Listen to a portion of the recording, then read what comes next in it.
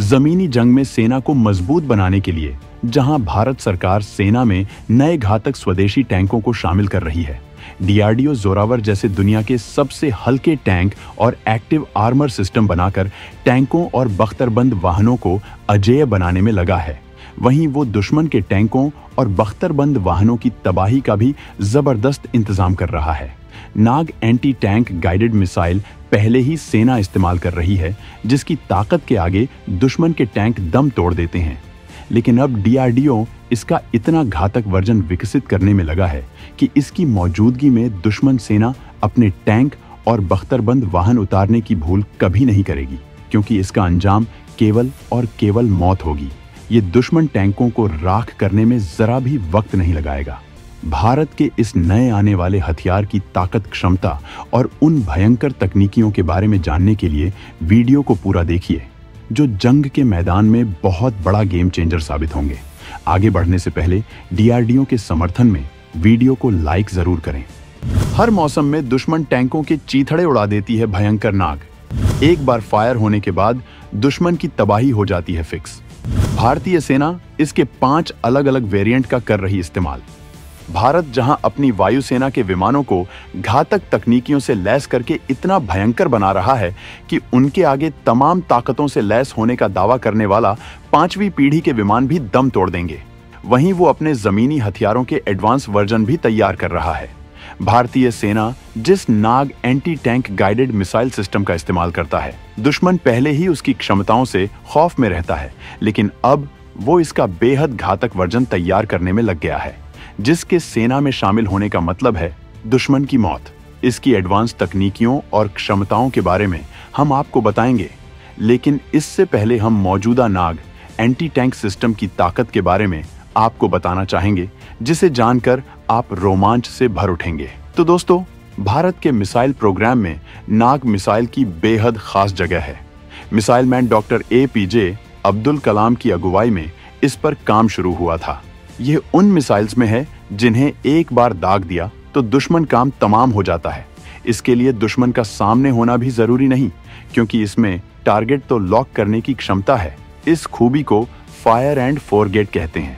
नाग missile launch होने के बाद अपने टारगेट का पता लगाती है और उसे खत्म कर देती है।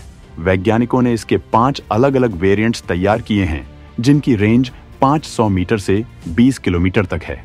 दिन हो या रात, कैसा भी मौसम हो, नाग मिसाइल अपने दुश्मनों की तबाही को हमेशा तैयार रहती है। नाग मिसाइल को defence research and development organisation ने बनाया था।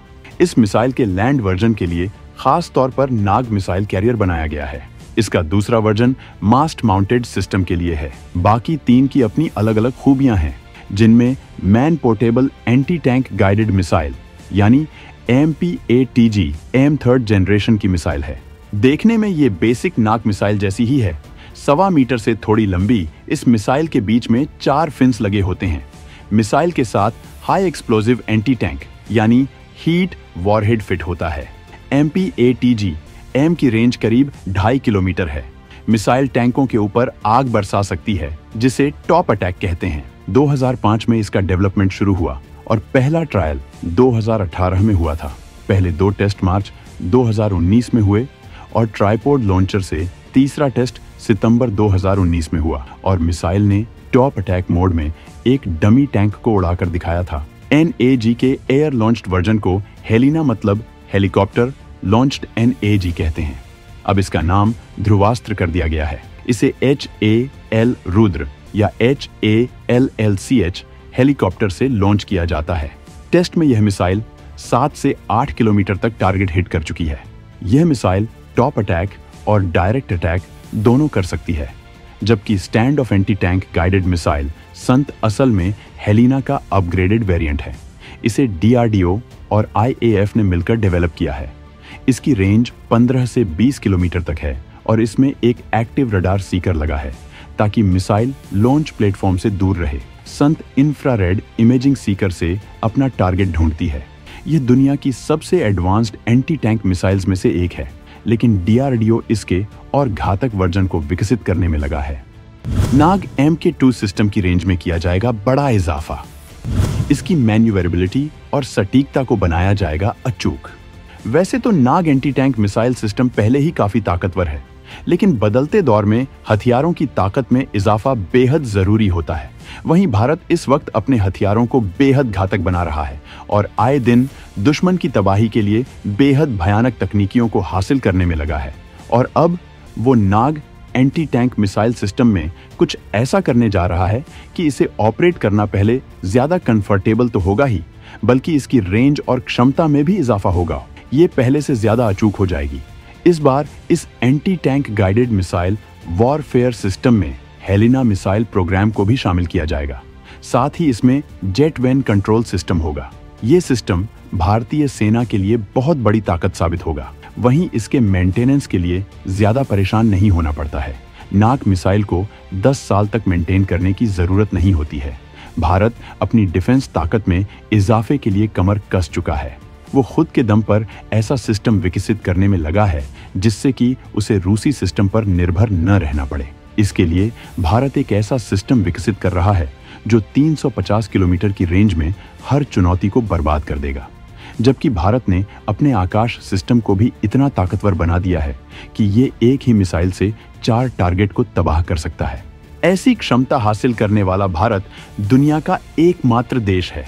भारत हथियारों की तकनीक में काफी आगे जा रहा है। सरकार का लक्ष्य है कि वो अपनी सेना को स्वदेशी हथियारों से लैस करना चाहती है। वो हथियारों के आयात की जगह निर्यात पर जोर दे रही है और हर साल इस आंकड़े में इजाफा हो रहा है। चीन जैसे दुश्मन भारत की इसी बढ़ती ताकत से बिलबिलाए जा रहे हैं।